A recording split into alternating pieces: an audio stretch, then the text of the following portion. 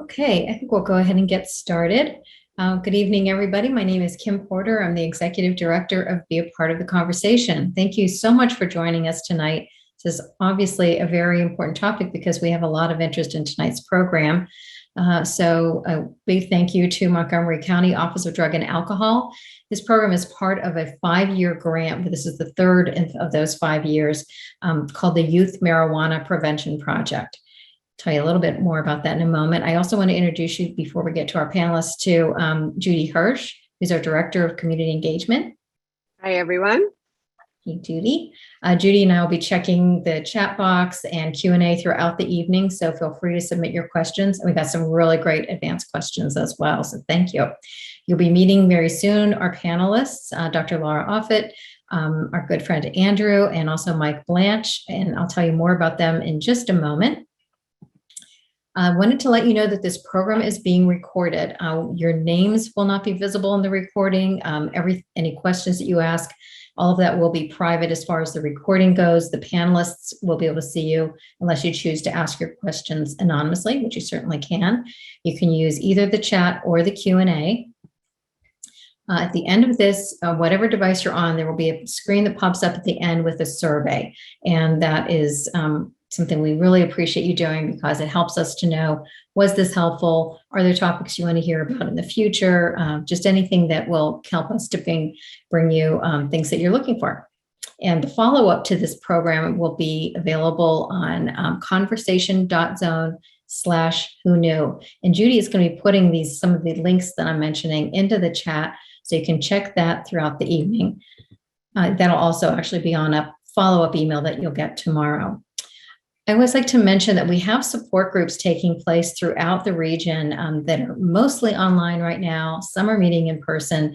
These are particularly for parents, other caregivers who are concerned about someone's substance use. You can find information about parent partnership on our website. Again, Judy will share that link. And this calendar, the partnership calendar, is where you'll find all the meetings that are happening. The green buttons are on Zoom. The purple buttons are in person, and there's one meeting that's hybrid. You may have noticed this summer we had this billboard around as part of the Youth Marijuana Prevention Project. And we also have been doing a lot of social media posts, thanks to our communications manager, Kara Schwartz. So some of these images you may have seen out and about on social media. They all kind of direct you back to this YMPP, the Youth Marijuana Prevention Project. So I just wanted to mention that social media campaign was hopefully leading a lot of folks to us this evening. So we're really glad you're here if that's what caught your attention. Also part of this project is the need to educate educators about how to talk to kids. So we have this terrific curriculum that was developed by our friend Katie Greeley, who put together a really beautiful program, not just for health and PE teachers, but any educators who are interested in passing along really important information to their students. It's broken down into 3 building or grade levels: 5th grade, middle school, and high school. So again, that page is conversation.zone/need-to-know. Judy will share it with you, but there's just a little quick survey on there to let us know what you'll be using the curriculum for, but it is available at no charge, thanks to Montgomery County, to anyone who's interested. Okay, coming up, I just want to let you know about one program that's in 2 nights. This is on Thursday. This is hosted by Lower Moreland Township School District, but it is on Zoom, and you are all welcome to join us. And we're excited to have Caroline Fenkel. Dr. Fenkel is actually the wife of Mike Blanche, who's with us this evening, but she's also one of our other favorite presenters. She's going to be talking about isolation, the new drug of choice, which, boy, is this ever a poignant topic these days. You can register for that at convo.zone/isolation. You can visit our calendar to learn about other upcoming events that we have, so keeps you posted there. So let's dig into this program this evening, our topic. The reason we love having parents and guardians and other caregivers with us is that when kids learn about the risks of substance use from their parents, they're up to 50% less likely to misuse substances. And what we know too is that when they start using younger, their risk of having a problem is greatly increased. So roughly 1 in 4 of us who begin using any addictive substance before we're 18 may develop an addiction.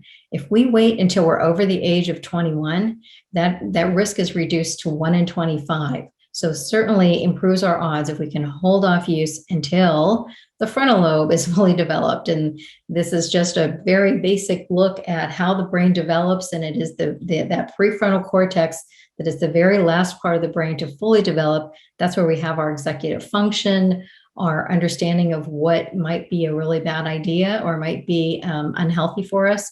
So there's kind of an expression that parents need to be the frontal lobe. And that's where that comes from, because we know that when we ask ourselves, what were they thinking? They may not have had the capacity to make a really great executive decision about some of these choices. And I love to think of the brain as kind of wet cement that is very vulnerable to, being impressed upon. So if we can wait until we're older, when we could still have problems with substances, but it's not nearly as likely to happen as when we're younger. So contributing factors that would perhaps predispose someone to addiction or other kinds of process addictions even would be genetics. So taking a look at the family tree, is there a history of alcoholism, drug addiction, even gambling, and other kinds of behavioral addictions? Another piece would be psychosocial, emotional, so mental health diagnoses, ADHD, depression, anxiety, trauma certainly can play a significant role. And then environment. So what is the access to substances? What are the perceptions of substance use, the beliefs around it, and peers and so on. And again, all of this is exacerbated by the age of the onset of use. So taking a look at dependence, and I know that Dr. Offutt has been asked this question because she was nice enough to record some of her responses. And one of the questions the teenagers asked was, is it really addictive? And it is, and I'm sure she'll talk more about that, but we know that roughly 9% of those who are 12 and older can become dependent on cannabis if they're using it regularly. And if you are under 18, the likelihood increases by 4 to 7 times more likely to become addicted. So it's obviously, once again, the importance of that early use. That's our focus this evening, is youth use. We are not here to debate what happens to an adult who's occasionally smoking cannabis. We're really talking about young people. And taking a look at those differences between a 12 to 17-year-old versus an 18 to 25-year-old. 12 to 17 are in blue, 18 to 25 are the gray bars. So everybody on this chart is under the age of that fully developed frontal lobe, but you can see if with regular use over the years, this is the first year of heavy use, second year, third year, and fourth year. By the time you're in your fourth year of regular use of cannabis, your potential for becoming addicted is twice as much if you're 12 to 17 than that of an 18 to 25-year-old. And also there's a lot of question about using with other substances. So if the blue bars are showing just kind of the baseline of no cannabis use, just smoking, binge drinking, using alcohol heavily, or other illicit drugs. But if you add cannabis to the equation, you can see how smoking increases dramatically, binge drinking of alcohol, heavy use of alcohol, and other illicit drug use definitely increases when used concurrently with cannabis. Cannabis affects different people in different ways for a lot of different reasons, depending on the strain, the potency, the method of delivery, and a person's unique characteristics. Cannabis can bring about varying experiences. It can act as a stimulant, it can act as a depressant or a hallucinogen. And again, this has a lot of different factors, but we're going to talk about potency in just a minute, which is one of those factors. And then the impact on the developing brain. I'm not going to read all this to you, but I want to point out amotivational syndrome. Sorry, I knew there was a typo and forgot to fix it, but amotivational syndrome is one of the things we really are concerned about, because once someone becomes dependent and their life is becoming a little less manageable, they're really not feeling much like getting treatment for it. And that's pretty common thing that we're hearing from family members who are concerned about someone who's using regularly. Are there symptoms of withdrawal from cannabis? Absolutely. It is not necessarily life-threatening as it might be with alcohol or benzodiazepines, but there can be irritability, depression, anxiety, flu-like symptoms, changes in weight, and insomnia. So things to kind of be on the lookout for when you think somebody, and I can tell you personally, I'm the parent of someone in recovery, and my son, cannabis was absolutely one of his drugs of choice. And when we went away on a holiday vacation, a lot of these behaviors were exhibited. So he was detoxing. He wasn't getting his drug that he was dependent on. So the plant is very interesting, that cannabis plant. There are several hundred chemicals in the plant. When you dry the plant, there are hundreds more chemicals. And when you combust it or light it on fire, there are even more chemicals that are produced. The two that are the most interesting to us these days are CBD and THC. So CBD does not get you high. This is not a psychoactive ingredient. There may be some potential for medicinal value here. A lot of that needs to be researched. Unfortunately, cannabis is still a Schedule I substance, so researching it is very complicated. It's not happening very nearly enough in this country. But THC is the psychoactive ingredient, and it is something that we're going to talk a lot more about in potency. When the plant was in its original state, before botany got involved, it was basically a THC to CBD 1-to-1 ratio.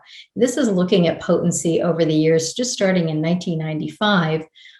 So these are changes as monitored by the DEA, looking at drug seizures. And so you can see in that green line that the CBD content, that's the CBD is in green, that content has been dropping pretty precipitously while the THC has been increasing. And this is just showing us through 2018. And important to point out as well that the dried plant back in the 60s and 70s had about 1% THC in its content. The levels in the 80s and 90s increased a little bit. Then today, the average of the dried plant is roughly 13%. They can get it up to about 30% THC in the plant.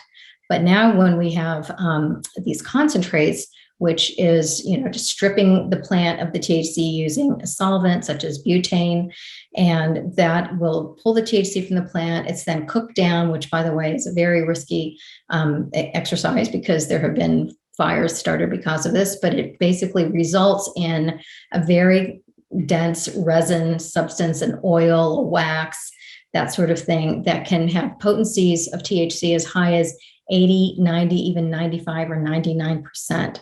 So really a game changer. None of these very high potency products have even been studied in long-term double blind latitudinal studies. So we have a lot to learn about the impact on this. And edibles are very complicated because they are getting in the hands of young kids thinking that they're candy, and not just candies, but brownies, cookies, all sorts of products out there. But also when you consume edibles, because they metabolize more slowly in the body than smoking, you might not feel it right away. You might think, oh, I'm not getting high from this. So you eat more, and now you're becoming kind of toxic with THC. Kids are being targeted. That is absolutely evident through back in the day with tobacco products, Joe Camel. And I hate to tell you, but Big Tobacco is now who's buying up Big Cannabis. And they are absolutely appealing to kids, whether it's vaping products, or gummies and candies and other edibles. But, one argument to have with kids, or one talking point to have with kids might be, you don't want to be manipulated by these big companies, do you? Because they're going after you.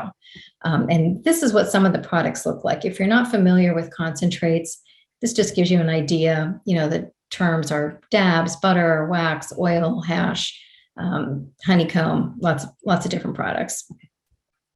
And what's contributing to our young people and a lot of adults' perception of this being a harmless subject is substance is that there are so many states, of course, that are legalizing this now, not just for medical use, or medicinal marijuana use, but also for adult consumption. So here in Pennsylvania, of course, we have legal medical marijuana. We do not yet have adult use. But you can see that it's picking up steam throughout the country. Just a quick note on medical marijuana. Here's an idea, gives you an idea of how many dispensaries there are in the state of Pennsylvania right now for medical marijuana. This is just one of many, many websites you can visit and find different potency levels. You'll see exactly what we're talking about with levels of THC content and CBD. To get a medical marijuana card, if you're over the age of 21, you can just go online, pick up and get an appointment for telehealth. And for $199, you can probably get approved for a card. There are 23 conditions that the state recognizes. I'm sorry, I'm going very quickly. And of those 23, the most commonly recognized is the reason someone wants medical marijuana or would be anxiety disorders, opioid use disorder, PTSD, and then intractable pain. I want to point out that 2 of the 23 conditions would be wasting syndrome or any kind of illnesses that create a lack of appetite, and also intractable childhood seizures. And I just wanted to point these out because we do now have FDA approved medication. Well, we've had Marinol and Syndros and Sesamet for some time. Epidiolex was approved first in the UK and then here in the United States, I believe in 2018. So these are products that are available through a physician, picked up at a pharmacy. They're not necessarily something that needs to be sought after through medical marijuana.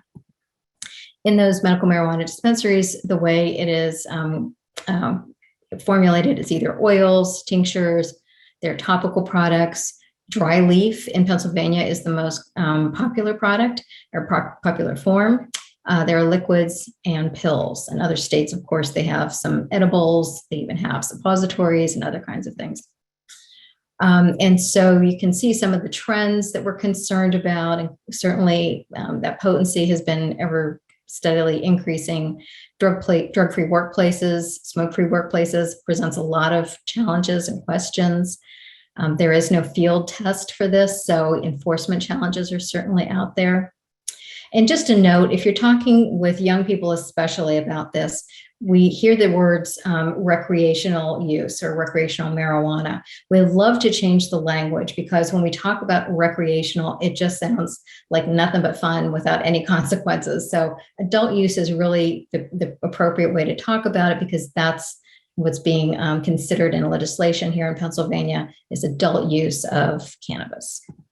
And just taking a look at the spectrum of adolescent use, no use, this is the time to work on prevention. If there's mild to moderate use, there may be the need for a brief intervention. And then once you're into substantial or severe use, then you certainly want to contact a professional and seek help for an assessment and treatment. Lots of great talking points with youth. Social norms, not everyone does this. When young people believe that it's obviously something that they're trying to validate their use. Certainly something I heard from my son, like, well, everybody does it. Well, everybody absolutely does not do it. Working through some refusal skills like role play, not knowing how to kind of be in that moment with your peers and know how to say, I'm going to pass. Motivational interviewing. And then there's that gateway argument, which I'm going to leave that for discussion later on, because that usually does come up. Avoiding sensationalizing is very important. We don't want to say that the sky is falling here. We don't want to feel that the world's coming to an end because our son or daughter is using cannabis. We don't want to put up any barriers to conversation by having judgment about it as well. And we know that for sure the scare tactics don't work. Just thoughtful listening to our children to hear what they have to say, and then thoughtfully moving forward with some support. That motivational interviewing that I mentioned, just kind of a nice little tip is the acronym OARS: open-ended questions, affirmation, reflective listening, and summarization. So what I heard was this, thinking about pleasure versus happiness. Feeling high momentarily is a pleasure-seeking thing. Certainly doesn't induce long-term meaningful happiness. And I just explained to you a little bit ago about that developing brain. Probably not the way to impress upon kids that, hey, your brain isn't fully developed. Who wants to hear that when you're a young person? It might be feeling a little bit judgmental, but rather let's have a positive approach and say, this is such a great time for you to build great brain chemistry, because you have that wet cement. You have that ability to form really great habits and really great choices for how to deal with stress and anxiety and other things. I love the expression, what fires together, wires together. That is all I have. I'm going now, I'll turn it over to Dr. Laura Offutt. She is the founder and director of the International Adolescent Health Week. She's the host of Real Talk with Dr. Offutt, and I'm really glad to have her with us. So thank you, Dr. Offutt.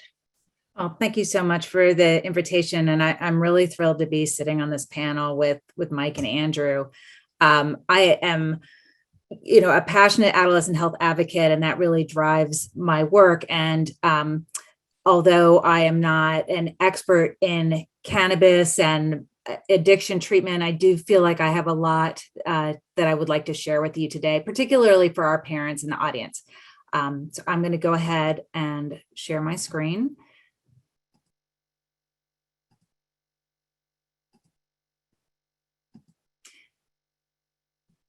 So what I wanted to do is take this next chunk of time just to share a couple of things that I really think are important for parents to know, and other adults that are here with us this evening, interested in cannabis use, mental health, and teens.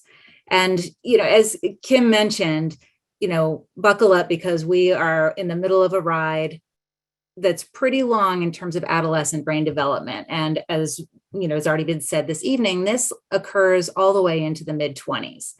The brain is practically full in size by the age of 6, so like 90 or 95% of how large an adult brain is. But we all know that size is not the same thing as function. And before the brain can function as an adult brain, a lot of remodeling needs to occur. And this remodeling really happens most intensively during adolescence. And it's affected by, experiences, hormonal changes in puberty, age. And the prefrontal cortex, like Kim had mentioned, is the last part to be remodeled. So, it's there, but it is the last part in this remodeling process to complete the process. So until then, more often than in adults, and I say this because teens and adults both have varying use of, the amygdala versus the prefrontal cortex in our reactions to things.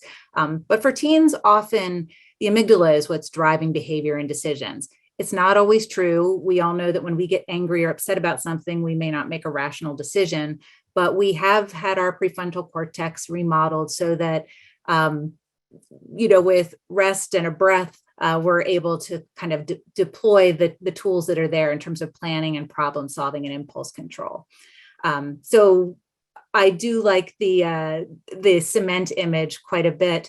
But another way to think about this remodeling process is that unused connections are trimmed and used connections are made more efficient.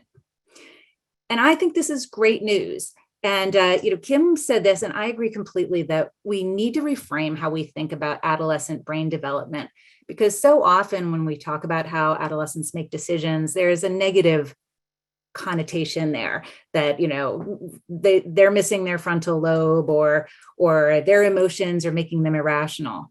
But I would like to argue that the adolescent brain is beautiful. The adolescent brain is particularly sensitive to reward, which I think probably those of us that spend much of our time with adolescents can see. We see that on a daily basis. But the real benefit of that is that teen brains can learn many new things and learn them quickly. And those emotions that are all over the place actually serve as an important teaching tool also. If you have an experience or an interaction with someone, or you have made a decision that gives you a bad feeling or a bad emotion or a host of negative emotions, you're going to try to avoid that. And, the converse, if you do something that elicits a positive emotion, pride or happiness or bonding with another person, you're going to try to replicate that in the future. So this combination makes teens very adaptable to their environments. So good behaviors and habits can change the brain, which then really means that it's never too late to deal with challenges like addiction. So, on Real Talk with Dr. Offutt, and when I talk with young people, some of the most common questions I get are about cannabis. So young people have as many questions about cannabis as we adults do. And we have talked about the changing landscape about legalization for adult use. I'm now going to change how I refer to it because I would call it recreational use, but I agree it should be called adult use. So thank you for teaching me that here tonight, Kim. And medical marijuana used for medical conditions. These are two, this is a paper and a commentary from a relatively recent issue of the Journal of Adolescent Health.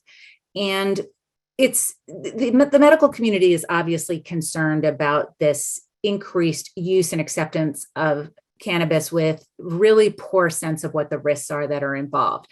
And so what this survey did was it was an anonymous survey where young people were able to respond whether or not they used cannabis, and if they did they use it for medicinal purposes.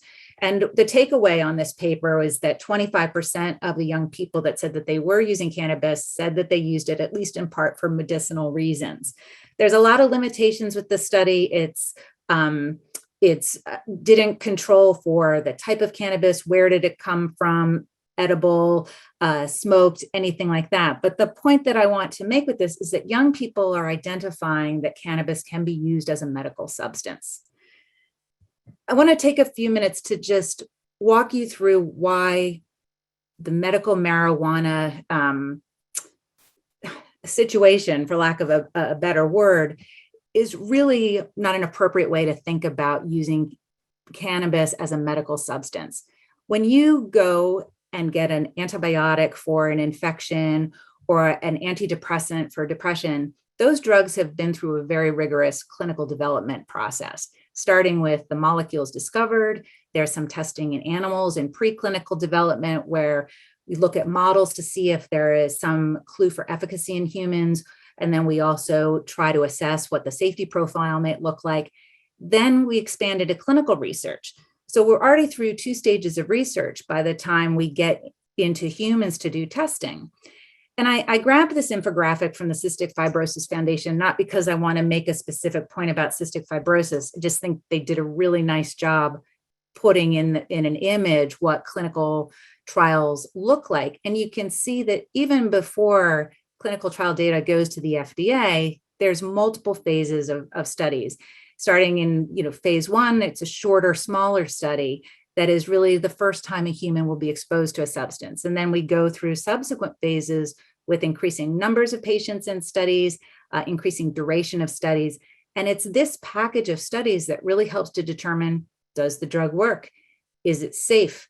What's the dose response? Does the benefit outweigh the risk? So it's a very deliberate and precise process. None of this has happened for the most part with cannabis. We touched on why there is difficulty in doing studies with cannabis.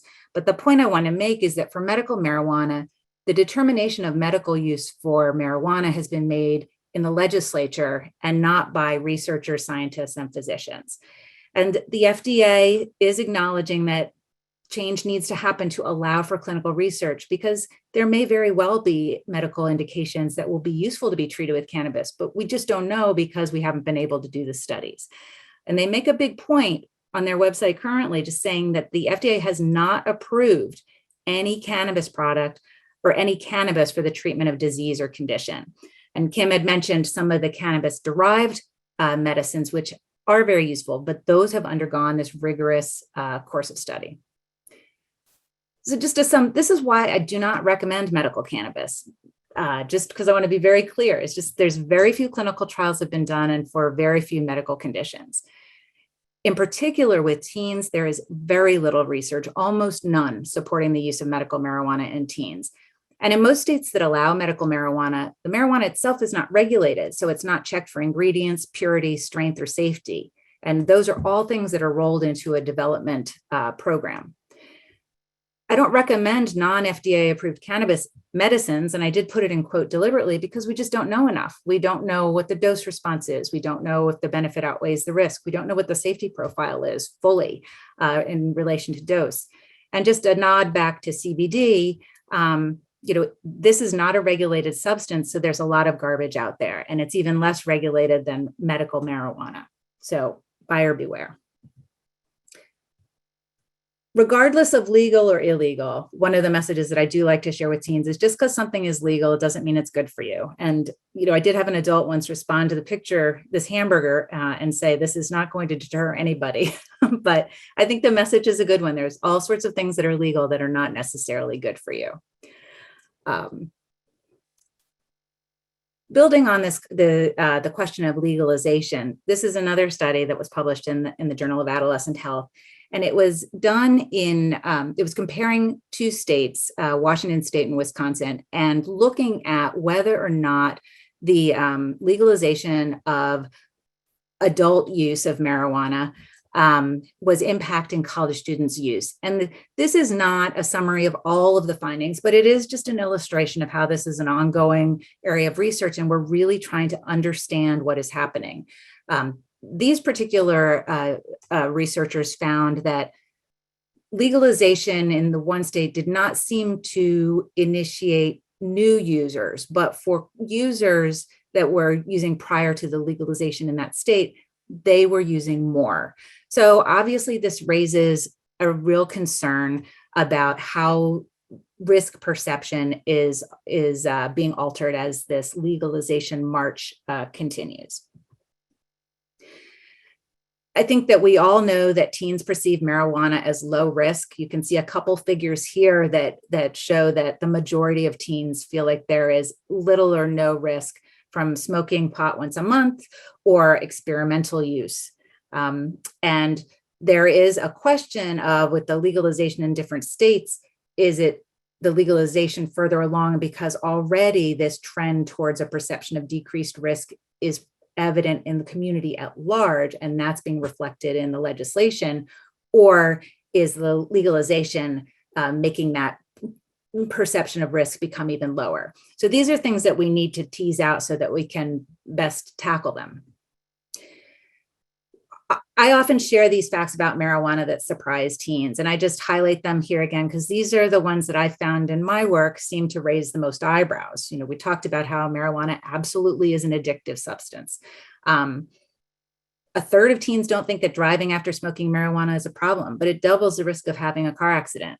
And I have heard teens tell me that they would never drink and drive or get in a car with someone that's drinking because that would be crazy. You would get in a car accident. But if they smoked or their friend smoked marijuana, they're not going to worry about that because you're very relaxed and you'll drive slower. And so then you're not going to get into a car accident.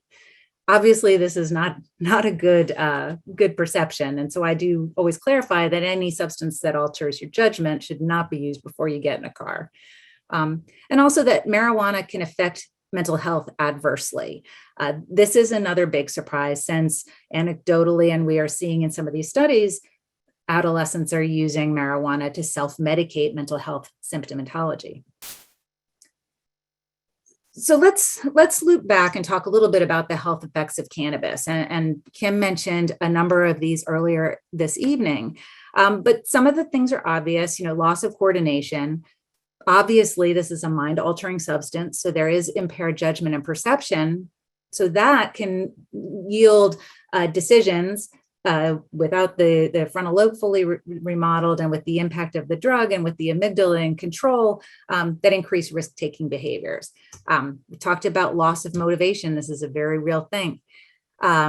Interestingly, there is an increased risk for lung infections from smoking cannabis, and this could be due to a number of reasons. One is that cannabis seems to have some depressant effect on the immune system, which could, make it harder for you to fight off a bacteria or a virus.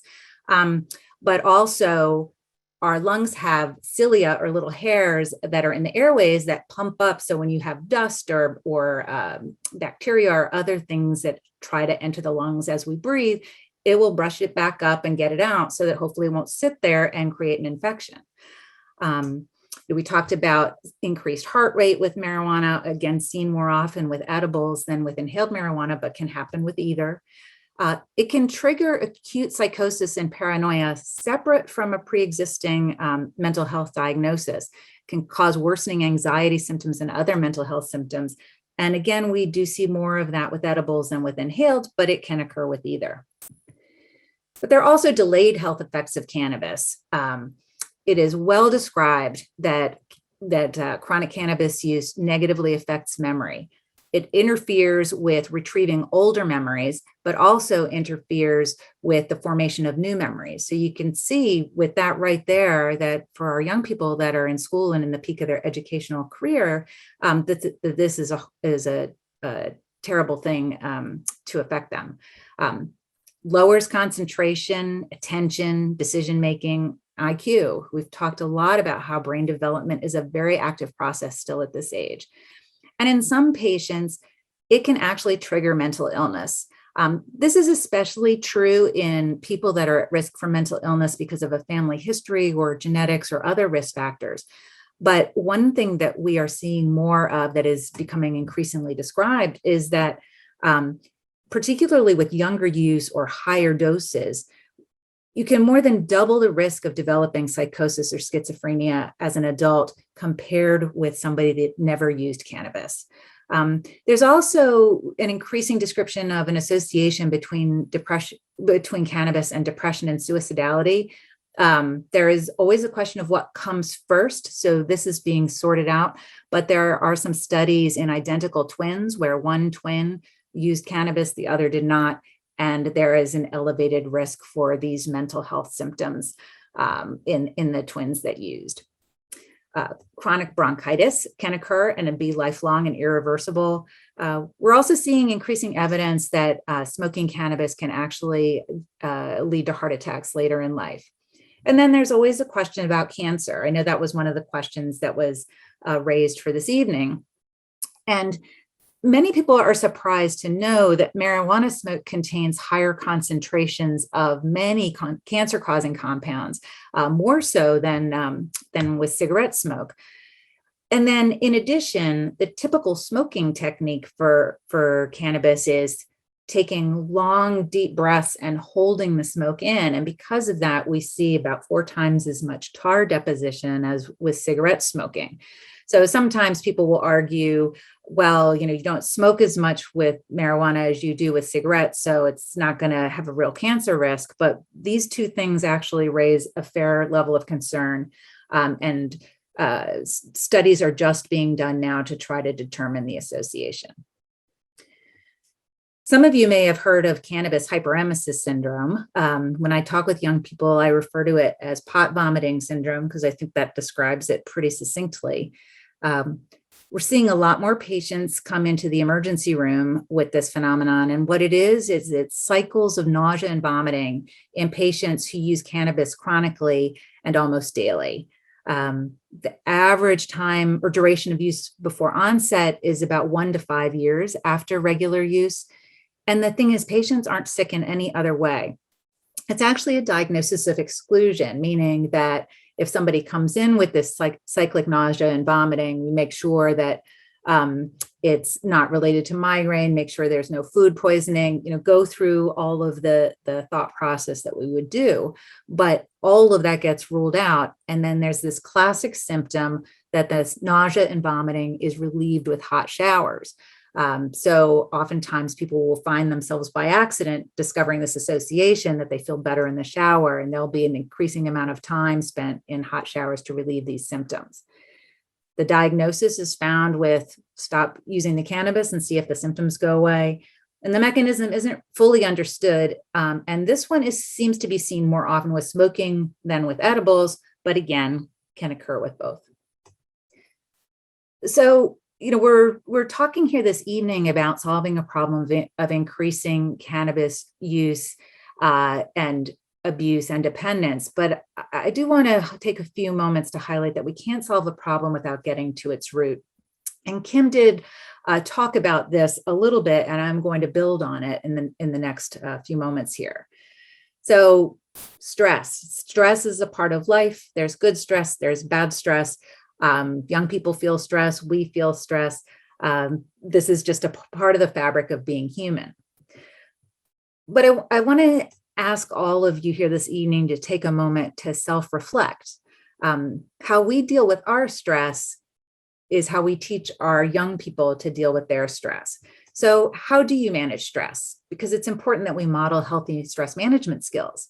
For instance, and I've caught myself doing this, but I try to have some level of awareness, is you have a really stressful day at work and you come home, you're like, I can't wait to have a glass of wine because I just had such a day.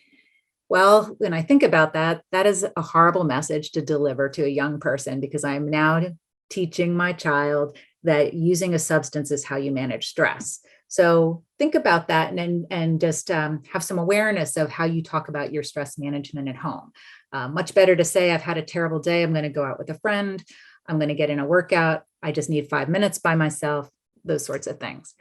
What are your attitudes towards substances? Your behaviors are being observed by the young people in your home. Are you open to mental health issues? One thing that's common, because we don't want to have our children suffer or know that they're suffering or see them suffering, is we may be really open to mental health diagnoses and treatment and no stigma and all these things. But when it comes to within our own family, it's just so painful to know that it has entered our home that we may not be that open to that discussion in our home. And risk taking is a part of the work of adolescents. It helps them learn about the world around them, helps them separate from us as parents, which is part of the goal. So they are going to always push the envelope, but maybe there are some smaller risks that you can look the other way and let them take, so that they will not instead take a risk that can have life-altering consequence. But what if it's more than just stress? There's so much discussion about depression and anxiety and other mental health symptoms in our adolescents. Trends do go up and down over time. Even prior to COVID, there had been an upward tick in many mental health diagnoses and symptoms. And then you put COVID on top of everything. This is just a really tough time for a lot of young people. I just have a couple snippets here. Again, not a huge medical literature review, but just to really illustrate that this is a real thing, that there can be underlying psychiatric diagnoses or disorders or symptoms that are risk factors for subsequent substance use disorder. There was an old study that is a pretty good study, except I do think it's outdated because the attitudes and access to marijuana has changed dramatically since 2004. But the reason I mention it here is just the high rates of comorbid psychiatric disorder or history of abuse that the young people that were in this study were demonstrating that were when they were cannabis users. But a more recent study, which is really relevant, is looking at youth that had received a new anxiety disorder diagnosis. If you followed them out for 2 years, they were 3 times as likely to have a new substance use disorder diagnosis than those without an anxiety disorder diagnosis. So I just put this up here to really emphasize my point that we need to be aware about the underlying mental health symptoms that may be a significant risk factor for abuse, use disorder, and addiction.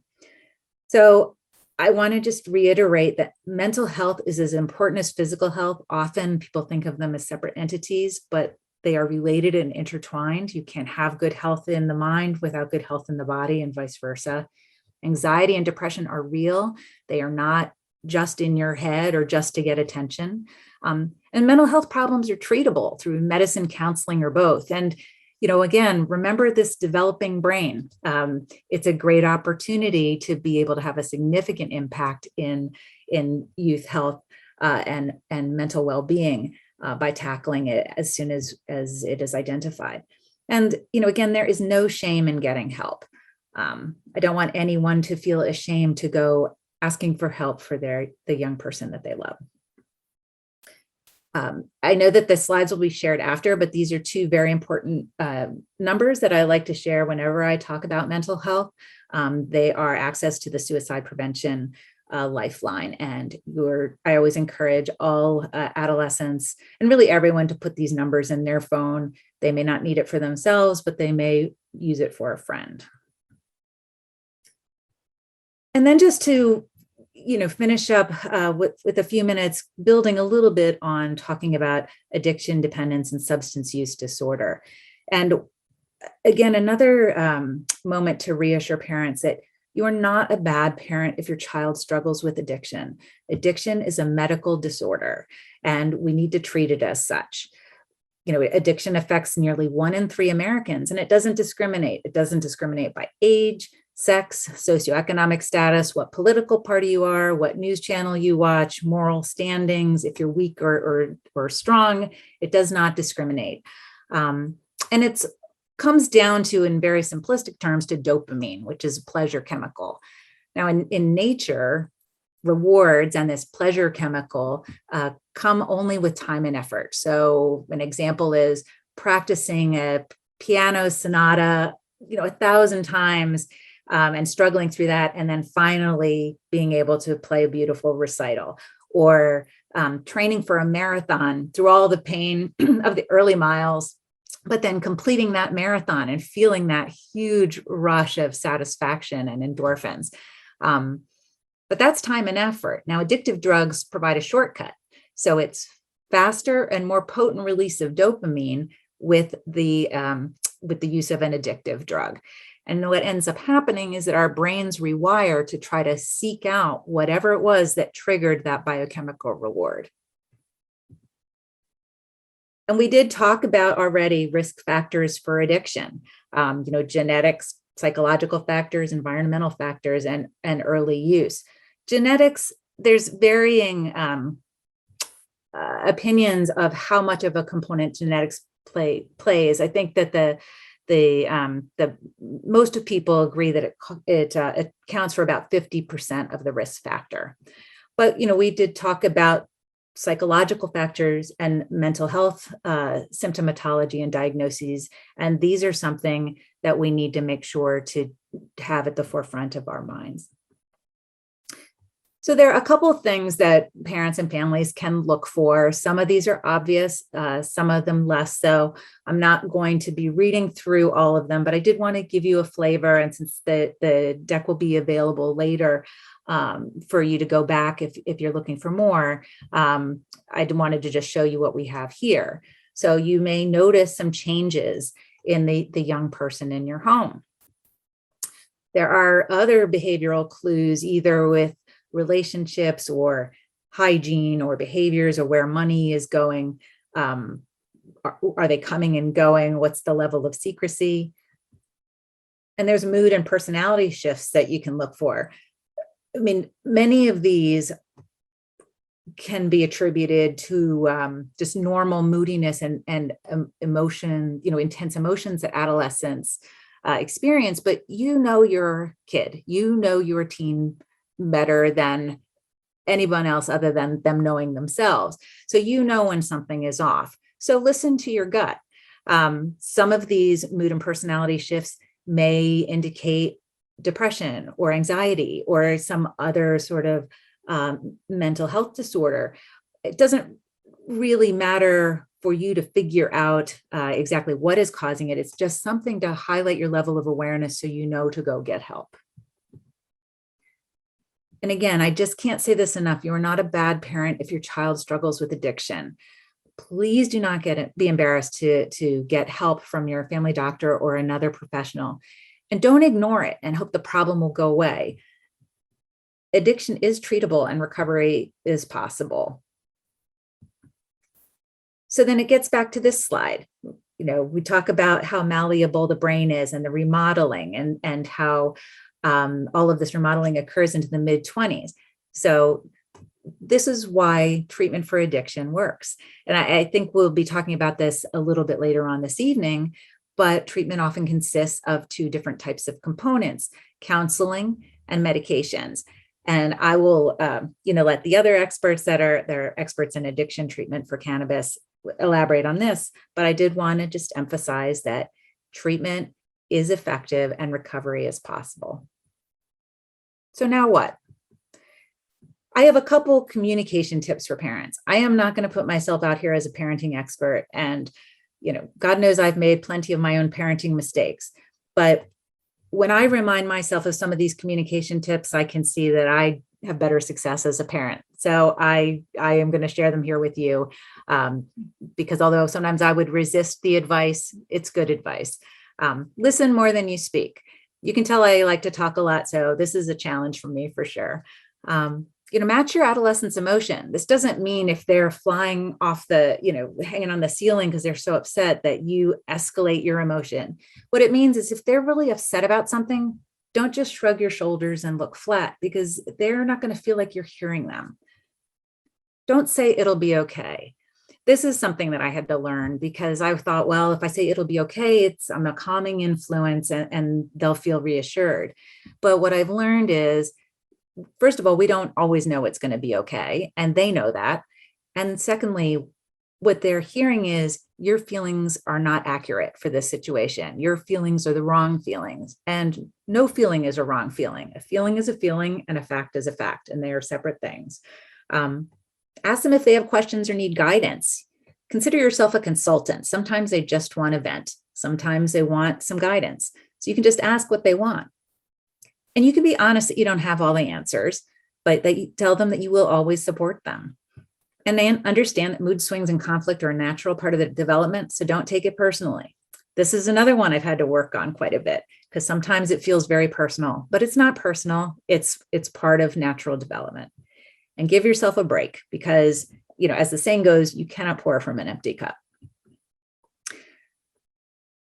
Another question that I had seen came through was talking about evidence-based prevention programs. And so I have just a few things here that I've put up. One, there's a link here that's at the back of the slide deck, and it's from SAMHSA, and it's a collection of different programs for different environments in the school system and in the community that can be helpful for prevention.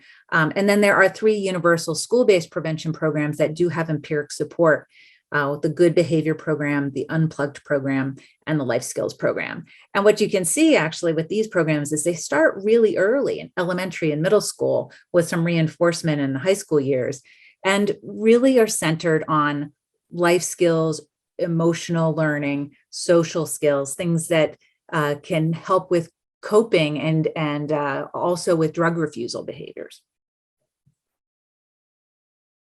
So a few parting thoughts. Keep the lines of communication open. There's no such thing as bad questions, but there are such things as uncomfortable questions.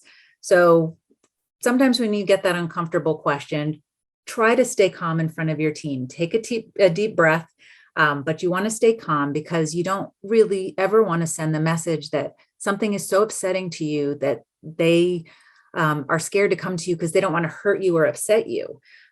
You want them to feel comfortable coming to you for anything. Now, freaking out can be a normal reaction, but I encourage you to freak out with your friends and not with your children. And again, you can always say you don't know the answer, but promise you'll get back to them with the answer or with another resource, and make sure you keep that promise. Don't be shy about expressing your expectations of your teens. Clear limits and rules decrease stress. It seems like it would increase conflict, but it decreases stress because it's always the same expectation. And again, avoid the temptation to be in denial about something that may be affecting your teen.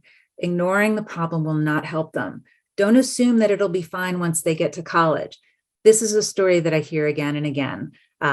People hope that getting to college is going to be a better environment, and difficult behaviors or habits will just magically fall away. Get your child the help they need when they're still under your roof. This teaches them that getting help is normal, that no issues are off limits with you, and that you still love them, even though they're not perfect, because nobody's perfect, or even when they make mistakes. And so if they know this before they leave to go off to college, it'll help ease with that exciting yet stressful transition. I do want to tell everyone to save the date for International Adolescent Health Week, and I'll make sure to provide this link later too. But if you're looking for more information on this week, which is my passion project, it's at internationaladolescenthealthweek.org. And this also will be posted after this talk. These are some links that I find useful, interesting, or helpful resources. So thank you very much for joining us this evening. And I will be happy to take questions.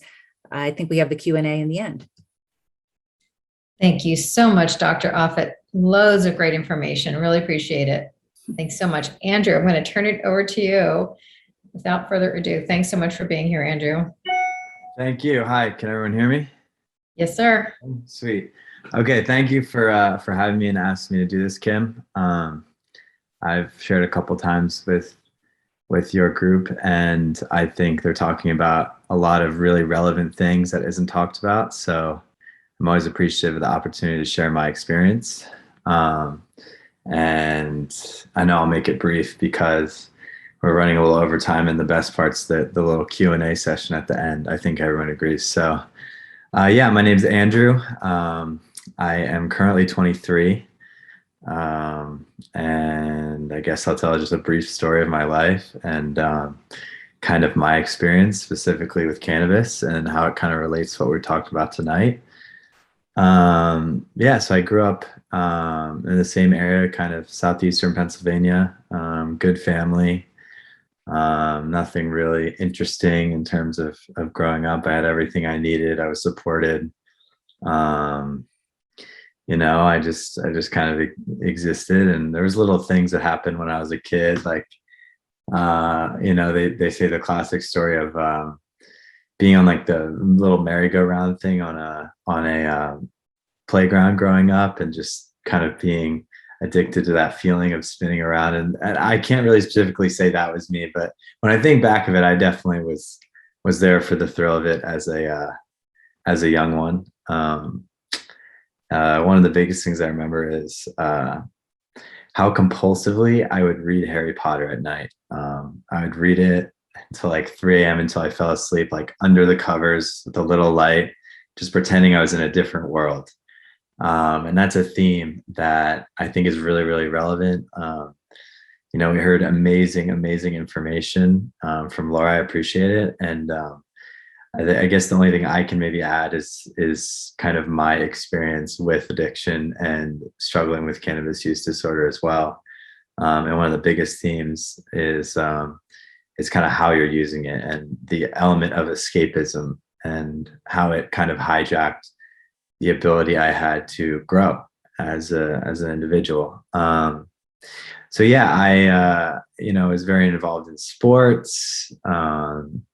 Had a relatively, you know, good social life, played some video games, did a little bit of everything. And you know, the first time I tried cannabis, I was pretty young. I believe, a freshman in high school, or maybe going into being a freshman in high school. And I remember a vast majority of my grade and my friends were not about it, and they're like, "Oh, that's scary." But I kind of had the other. I was just like, "Oh, that's cool and new. What's high being like?" And loved it. Absolutely loved it from the first time I did it. It wasn't a problem for years, I would say. You know, I was very dedicated to school and to sports. I played a lot of baseball. And I think a huge turning point in my life, and something that I'm very passionate about helping people with today, is I was playing baseball, and I got hit by a pitch right on my arm right here, and it snapped my ulna in two, and I was out for basically a year plus. And there was no kind of help or understanding or anything about the psychological aspects of what that did. Everyone, of course, was like, "Oh, see a doctor, you're in a cast, whatever." But when I was sitting on the bench with my team, things just changed. And there's another kid that was injured, and that's when I kind of started smoking every day, and the element of escapism really came to the forefront of why I was using. You know, the one thing about cannabis is it gets you very high, especially the cannabis today. You can use it in ways where it's just a little hit and you're not really feeling it, but just like alcohol, you can use it to an extent where you are very, very impaired. And it's not like it's not as much as like alcohol with an uncomfortable impairment where you're just kind of all over the place. It's like a straight, for the feeling euphoria high impairment. And that was something I latched onto.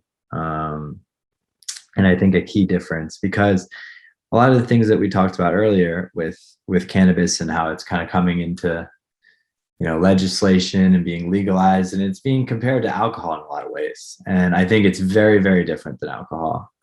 There's a lot of similarities, but it is very, very different. It's a drug and you're trying to get high from it. And for people like me, and as my story kind of progresses, this is just, it like I saw one of the questions was, can you use medical marijuana if you're an addict, if you struggle with addiction? And the answer is just black and white, no. Like, it just doesn't work. If you're getting high from it and that element of escapism is in your mind 24/7, and I wish I could help it. I really do. I wish when I would get high, I wouldn't like come the next day and I might wake up with an attitude of, oh, I'm not going to get high today, I'm going to do X, Y, Z. And it just never happens that way. And I'm back where I left off, and things get worse. So yeah, that was when it kind of took over my life. And that was the first, I didn't really even drink in high school. That was like the real product. And I identify as a drug addict today. I engage in programs like Alcoholics Anonymous, where I call myself an alcoholic. But the real bulk of my damage was marijuana. And I remember from junior year of high school, when that happened, to right when I got to college, I was drinking, but there was no other substances that were being used, and it was smoking weed all day, every day. Had to be high. Cannot deal with life if I'm not. And it did a lot of damage. One of the biggest things is it crushed my ambition. I'm a very ambitious individual. Today I have a little over 3 years of sobriety, and that came right back. And I'm doing a lot of things out here in California where I live now. And I'm loving life. But in those times, I didn't have a lot of hope in the world, and didn't have much belief in myself as well. And right when I got to college, and there was a plethora of substances available at my disposal, and there were people doing them, because I had a really good friend group in high school, and there weren't people doing any drugs that people would, that's the hardest thing about weed is about marijuana, is it's like people view it as something that, oh, it's just weed and other drugs are different. The reality is, yes, that's true in terms of like instant medical effects. Like, you're not going to be physically dependent like an opiate the first time you do it or something like that. But there are a lot of effects of it. And for somebody like me, or people that suffer with substance marijuana, use disorder, whatever you want to call it, it's all the same. It might kill you less fast than a drug like heroin or something else that's there, but it's all the same. It takes over your life, and that's all you care about. And the care of other people, or your ambition, or your feelings about how you are, is just goes down the hole. And as you start to realize that, you might not say it to other people, but it just leads you right back to the drug for the element of escapism. And it's just this kind of nasty cycle that's in my head. It just takes over. And that's how I explain addiction to people. I think that's the best way to describe it. And I used to think it was a bad thing, and it can be a really rough thing to deal with when you're in active addiction, but it is a beautiful thing. And there's a huge recovery community, and people like you are talking about it and helping educate everybody, because in a day in a world where you can have access to, so much of what's going around in the world at a very young age, at the tip of your finger, I'm struggling, the tip of your fingertips. There you go. It just creates a lot of, some people thrive in it, but a lot of people in today's life, today's society, it almost I think it breeds, mental health problems more so than maybe previous simpler times. And the element of escapism that I talked, it's right there waiting for so many people. And it's all about the way that you use it. I'm not going to sit here and say that I don't have, really good friends that have like accounting degrees or blah, blah, blah, and are crushing it that didn't smoke a little bit of weed in high school, like every other weekend when you're with friends. But like, I was the kid who would do it with them and then like leave them and keep doing myself the next morning. And my life was going downhill while they were just having a good time, and they knew where their priorities were and didn't lose sight of them. And that's the hardest thing. I live in California now. I've been here for like 3.5 years, and there's a lot of people that smoke weed, and I see all ends of the spectrum. People that are lying to themselves saying, oh, it's for medicinal uses, or I'm using it recreationally, but they're kind of stuck in life and they have no motivation. And I kind of wish for something different for them. And then there's other people, like I was reading this fascinating article, and I think it's relevant to talk to both sides of the spectrum. It shouldn't be like a nobody should smoke weed, make it illegal, and it shouldn't be a everybody should smoke weed. It's a saving grace, everyone should talk about it. And I was reading this fascinating article it was a CEO of a company, and she basically talked about the power of embracing cannabis use in a workspace with adults, as like the thing that you do on weekends, together, because instead of basically going to the bar and drinking, because say like she gave examples like there was a higher percentage of people that came into work the next day and not taking sick days or being hungover. It like actually aided with bonding process between, people then instead of throwing it away. So there's a lot to talk about here. The message I'm trying to preach, and I'll leave out the rest of my story. Essentially, I struggled with other addiction, went through some trauma, other substances, and I got sober, and my life kind of did a 180 from there. The biggest thing that I would say as somebody that's struggled with addiction with cannabis and kind of seen a lot of it, recently in today's day, is it's all about how you're using it, and your ambition towards life and your interests and your motivation is everything for a parent, I think, to kind of talk about and look for. Because if it's like crushing your ambition and a child's ambition, and you see that, then it's like a totally like appropriate, like that you want to help them. So it's you bring it up that way. There's like I feel like the way that we talk about cannabis use is like, because there are a lot of people in, less I'd say younger high school, but like older high school, that'll do it on like every other weekend, just like in places like you guys drank every other weekend, just like that. And it's totally fine. And they go into school and they crush it, and it's no big deal. And understanding that it's how that we use it, it is a drug, and it's how we are using the drug is everything to me. And if I had to go on with this, if I had to go back and do it all again, I would be really, really conscious and be talking about how I was affected by getting injured and getting my, Monday through Friday weekend games, schedule framework, but, teammates, being a part of like the psychological aspects of how I was getting by in high school, with my friends and my purpose and activity, all that stuff was stripped away from me. And there's other examples like that, but I'm just saying the conversation and the thought process should be behind kind of times in our life, because everyone talks about it. High school's hard, but nobody really talks about how it relates to substance use. And that's very important. And if I could go back and do it again, then I would be more open about how I was struggling and find healthy ways to deal with it, and not fall off a cliff by giving everything I had up to marijuana, I guess would be what I would say.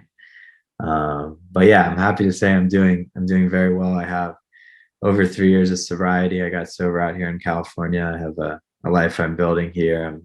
I actually just got done with class. I transferred from community college I'm studying psychological science at the University of California, Irvine. It's right down the road in Orange County. And yeah, I'm doing good. So I'm happy to be here. I'm really happy to be here. So thank you. Thank you so much, Andrew. I'm so happy for you. And that was great. Thank you. I really, really appreciate you. I'm going to go right over to Mike Blanche. I know we have some great questions to get to, and I'd love to hear your perspectives on things. Sure. Thank you, Kim, for putting this together as always, and Judy as well for being part of the conversation. An amazing organization. If you guys don't get a chance to hear and see other presentations like this week, yes, my wife is talking on Thursday night. There's her plug. I can say I did that. But thank you so much, Dr. Laura, for your presentation. I got a lot from it, and it was really succinct and really well done. I just had a couple points that I just want to highlight or strengthen. But before I do that, I want to really thank Andrew for coming out tonight and just diving in and telling your story and being vulnerable and being real. So I think I connect more with your story so often than the science. And I appreciate the science, and I have to know the science from my work. But the personal journey, your personal journey, I think is so effective and real. I'm used to adolescents. I've been in the field of drug and alcohol for about 25 years. I worked in drug and alcohol treatment. I'm used to getting interrupted. So if you want to start thinking about some of your questions, you can put them up. I've already got 3 that I want to try to get to, but I want to first try to highlight, Kim started with a really important thing, and Dr. Laura highlighted again, it's parent perspectives and parent at-risk perspective. And the parent perspective, and some of you may know this thing called the PAYS survey. The PAYS survey has been around for about 20 years. In Chester County, Montgomery County, and Delaware County, it is published. And every 2 years, they go through all the school districts and they give this survey to kids about perceptions around substance abuse, exposure to substance use, and what they perceive, what parents' perception is substance abuse. And one of the factors that we help in prevention is parents' perception of marijuana not being healthy or alcohol not being good for kids. And now that has gone so down, meaning parents are thinking it's no big thing. And parents are saying, well, I smoked pot.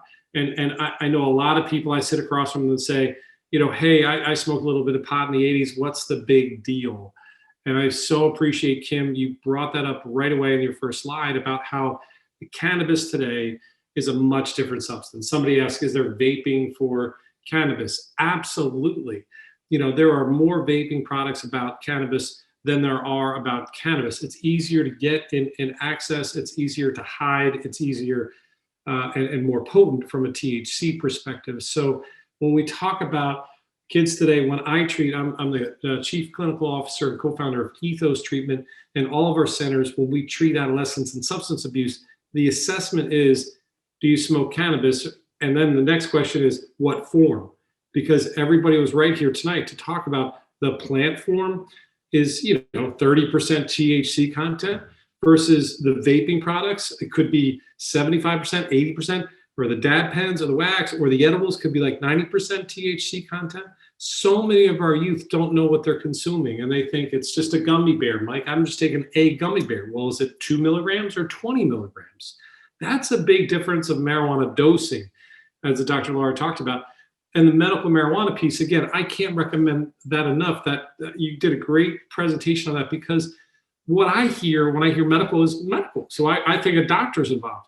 When you go get a prescription for marijuana, you're getting a license to carry cannabis in the state of Pennsylvania.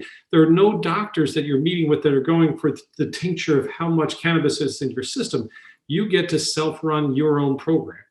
And that typically doesn't work with the folks that I work with, as Andrew alluded to, in substance abuse. And one of the other questions somebody brought up, it is on the FDA approval, not FDA approval, I'm sorry, in the approval for why cannabis is allowed for medical is for opiate, but it's not even studied yet. And I can't get that across. For opiate disorder, there is no clinical research going on for cannabis and its effectiveness for treating opiate disorder. And so it got on there because we wanted to do research, and we want to, but it hasn't started yet. So until, like, it's kind of like the cart before the horse. Everybody's saying it will see it's indicated for, it's not indicated. It's indicated to allow so that we can study it. And that's a big difference. And Laura, Dr. Laura, thank you so much for itemizing how far we have to go before an FDA approval, before what we're saying is real. So the medical marijuana piece is a whole misnomer. The other piece I want to talk about briefly, and then I'm going to jump to questions as well, is the other percentage of perspective. I want to put this into perspective. When I first started talking about the opiate epidemic, which is real, the heroin epidemic, which is still ongoing in our background, I was wrong. I talked about the impact of the internet. I was worried about the internet. I was worried about how kids would see opiates on the internet and the big bad internet. And I was wrong. The statistic that came out in the mid 2010, 11, I was trying to find it today. I think it was 2011. 83% of kids that got exposed to opiates in the late 90s and early 2000s were exposed to their parents' or friends' medicine cabinets. So if you think about the overprescription of opiates and all over our world, and again, now the Sackler family and all this evidence that's coming out about how overprescribed in 2011 or 12, there were so many prescriptions of opiates throughout the US that everybody could have a prescription. I just wanted to get that across, that 83% of kids got exposed to opiates from someone's home medicine cabinet. Fast forward now in 2021, you saw the amount of states that have legal, decriminalized, or made it medical marijuana. How many kids do you think are going to get exposed to cannabis in someone else's home or in someone else's medicine cabinet? And that's my fear in adolescent treatment is, parents that are on this call, teachers that are on this call, I can't recommend enough. Your words are one thing, but your behaviors are another. Dr. Laura said an amazing thing when she said, kids watch what you do more than what you say. Parents, you're 1,000 school teachers. So my memory of my father, when he would host people, he would say, what can I get you to drink when someone walked in the door? And my mental association as being a homeowner is I'm supposed to offer a consumption of alcohol. That's what I was raised in, right? So that's my stuff that I had worked out as an adult. But if you're talking to a kid who sees his parents smoke a little bit of pot, don't think it's a big deal. Again, I'm with Andrew. I'm not a prohibitionist, but I'm just asking parents and families to be conscious of their consumption, to show how they show themselves to their kids, as well as I want people to be a conscientious consumer and know they're up against a lot of money behind a lot of private equity funds that are afraid of this industry, cannabis, taking off. And the other big industry that's afraid of the cannabis industry is, guess what? The alcohol industry. The alcohol industry, Corona bought all this cannabis industry in Canada. So they're doing cannabis infused beer called Maple Leaf that's going to come out. And it's like, that's how afraid we are. And big tobacco has shifted into big cannabis, as Kim said, because they know they have it all set up nationally, ready to go. And we're going to be up against this. So I need people on this call to be conscientious and aware that we got a road in front of us. And I've been in this 25 years and I've seen the opiate epidemic come and it's still with us. I've seen the methamphetamine pick up again. And now I'm seeing the misinformation of cannabis. And that's where I'm so happy about these educational nights so we can talk through it. So there were two questions that I want to again highlight. One was, yes, there is vaping pens available. And then two, was there something about FDA approval for other medicines? And, the COVID vaccine, yes, got flooded through. But guess what? There was tons of research on the coronavirus vaccines, the Moderna, and all that stuff was already in place for years and years and years.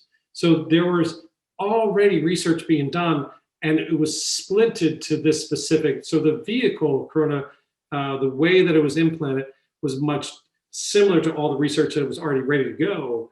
It just so happened Moderna and Pfizer were able to kind of get to the finished product in a 2-year fashion. We'll see if the cannabis industry has a ton of money, maybe they can go to town and maybe they can get FDA approval. We'll see. But right now, I don't see any work coming that way because I think they're going to flip to how recreational, as you said, or adult recreational, because there's money there. So I really think that's going to happen and less about the medical piece.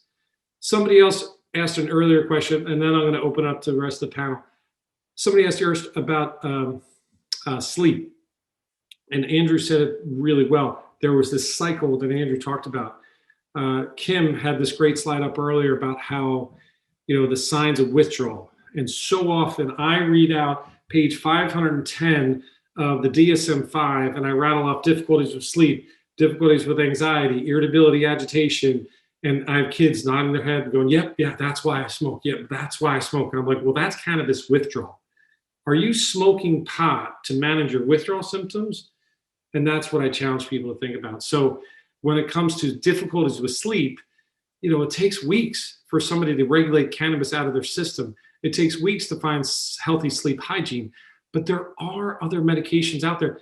Melatonin, most researched medication in Europe, and needs a prescription in Europe to actually get melatonin, a safe, effective, low-dose drug that could help with medication. I'm not a prescriber, but I'm just saying there's one of many other medications out there for sleep. So I just wanted to kind of clip through some of the question so that people had answered. So let's open it up and see if there's anybody else that wanted to chat in and say, again, thank you everybody for your participation today. Is that enough, Kim? I just wanted to kind of synthesize a couple of things that you guys have already talked about tonight. That's really awesome. Yeah, and I would open it up to all of you for just a couple of these that were asked in a few different ways about motivating someone to get help. Any suggestions on how to get someone to get help, admitting they have a problem? Go ahead. No, I appreciate that. So Kim, you brought up OARS of motivational interviewing.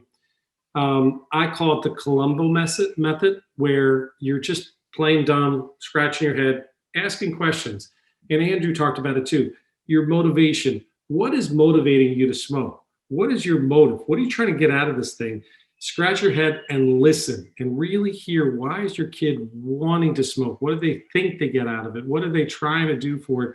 And is there other ways for them to develop other healthy coping mechanisms? And one of my other thoughts is, well, this is the developmental stage where we want to develop your foundation. We want to develop multiple ways for you to really strengthen your ability to manage stress and anxiety and fears and sleep. So we want to build all these different tools. And if you go to cannabis, and Dr. Laura talked about it, then your frontal lobe, your brain is getting hardwired. I like the remodeling term you used, but it's hardwiring to cannabis. So I'm having a stress, I'm going to go to use smoke, or I'm having a difficult event, so I'm going to go smoke. That hardwiring exists to cannabis. So I say, let's develop other coping mechanisms first. Let's pause. And if you really don't think you have a problem with marijuana, if you really don't think marijuana is that big of a deal, can you stop for a period of time? And I have kids every day go, sure, I can stop for a period of time. All right, great. Stop for like 30 days. What? No, I can't stop. No, yeah. You stop for 30 days and see how you feel. So that's my answer to that. Do you guys want to add to that? And as a young adult, Andrew, is there anything that anybody could have said to you that could have helped you kind of look at this? Or was it more, did you have to come to it on your own? Or how do you think people intervened for you when it came to how to look at cannabis? That's a good question. I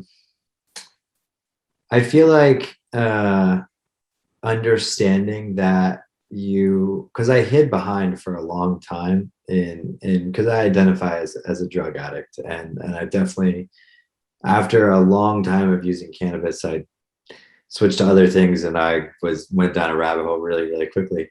And for that time of using cannabis, I held behind it. I was like, I'm not a drug addict. I'm just doing weed. You don't understand. And as my life was slowly falling apart, and I just kind of turned into a emotionless, not a nice guy, jerk, whatever you want to call it. And so I think somebody just addressing like, yes, I understand that it's just weed, but like, you're in deep, man. Somewhere around those terms could have helped me a lot. And just knowledge, because I honestly had no clue.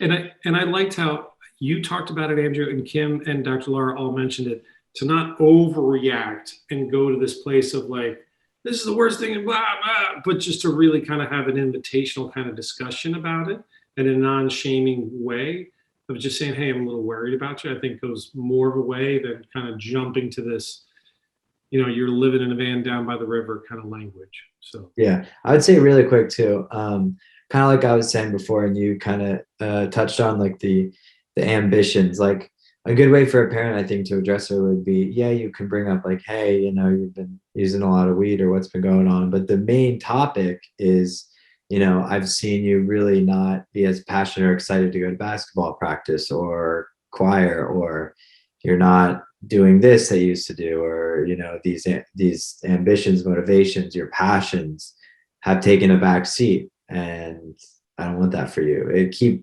Keep it all out of love and respect and wanting the best for them. That's awesome. That's great. Thank you. Dr. Laura, were you going to say something earlier too about how to talk with family or kids about it, or would you want to talk? I mean, I would just echo kind of what's been said before, is not to freak out and to stay calm. It's our job as parents and the older adults to be calm. And, if we emit calm, then we are welcoming young people to come reach to us. And I do agree, it's important to be compassionate and understanding and, validate whatever feelings that a young person has that is making them struggle in this area. But, we're all human. And so parents, don't beat yourselves up if you do a misstep, because we are all human and we, are scared for our children. We have all of the range of emotions because, we're hardwired to protect our children. So it's a pattern of how you communicate and welcome communication. One misstep is not going to undo everything. And I think I would add too that, part of the questions that are being asked is about convincing our loved one that they can seek out treatment, and how to get them there. Not even just admitting there's a problem, but sometimes I think it helps parents if they can just say, like, look, maybe if you think I'm overreacting, talk to somebody so that they'll convince me that I'm wrong, prove me wrong, or just, therapy is not punishment. Therapy is not something where, we're trying to get someone in trouble or anything like that. It's supportive and loving, and to come at it through love, to say, this is beyond my capability. I'm lost here. I would love to, and I'll go with you if you want or not, or you can talk to them about me, without me, whatever it is. But just to offer that as an option in that way, perhaps. And so for those people who don't know, like even at college, there are college centers where college counseling services that are free, that are accessible, that most college counseling services are educated around the impact of cannabis. Most therapists are independent. They don't have to be just addiction specialists. But if you're worried about a pattern of behavior, again, I liked Kim's kind of like graph there, where it's kind of like the more severe, the more acute the situation, you might want to intervene and get your loved one in front of a specialist around substance abuse, just to have a discussion and evaluation. So, yeah. Mike, we discussed this a little bit earlier today. Can you share your thoughts about harm reduction with regard to, I know that we talked a little bit about opioid use disorder, but just Sure. that thought that it's weed. It's not as deadly, obviously, as an opioid, but can you talk a little bit about that?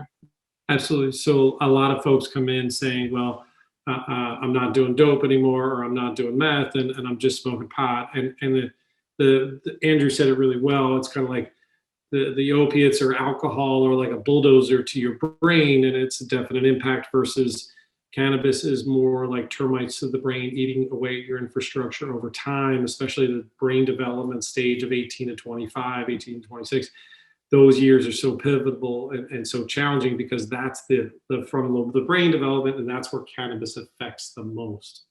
So when it comes to young adults, especially in adolescents, they're off of those harder drugs, but the likelihood of impulsivity, the likelihood of them using other substances, and also the tolerance value, meaning you can only get so high, especially with these potencies of THC, that literally you kind of smoke yourself straight, is the term.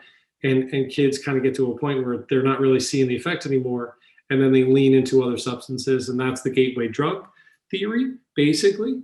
But the substance alone, the cannabis alone, I appreciate that everybody talked about the psychotic nature, the psychosis that we're seeing.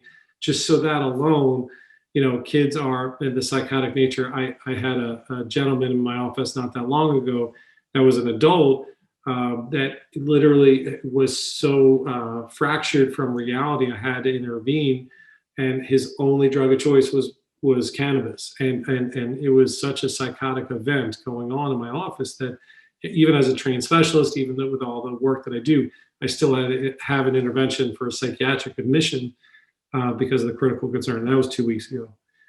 And so, can we stop using the term medical marijuana? It seems like a marketing term. I agree with the person that wrote that very well. We don't talk about medical heroin or medical ethos. If we must use these terms, let's use quotes around it. I can't agree more with the person that wrote that. Does anyone else want to comment to that? Or is there a different term that anybody can use? I usually use air quotes, but the reality is that is what's been legislated, and that's what's familiar to people. So that's why we refer to it. But I couldn't agree more that it's not medicine. No, it's like a card. the cannabis card. Yeah. Is what I call I liked the license to carry cannabis. I think that's a great term. I'm going to be, using that freely. Please do. Well, guys, it's 8:30. That just flew. I'm so grateful to this panel. I'm really grateful that you all allowed us to record this so that we can share it with others. And please check that follow-up page. Do me a favor and check it tomorrow morning, because I'll get Dr. Offutt's slides and include those links. The recording will be processed this evening, and it'll be available tomorrow morning. That's the conversation.zone/who knew. So thank you all so very much. Please take the survey at the end of this, by the way. Thank you, Dr. Offutt. Thank you, Andrew. Thank you, Mike. Thanks, Judy. And thank you all for being with us. Really, really appreciate all of you. Fine. Thanks, guys, so much. Appreciate it. Thank you. Thanks for having me. Yeah, thanks for having me. Bye-bye.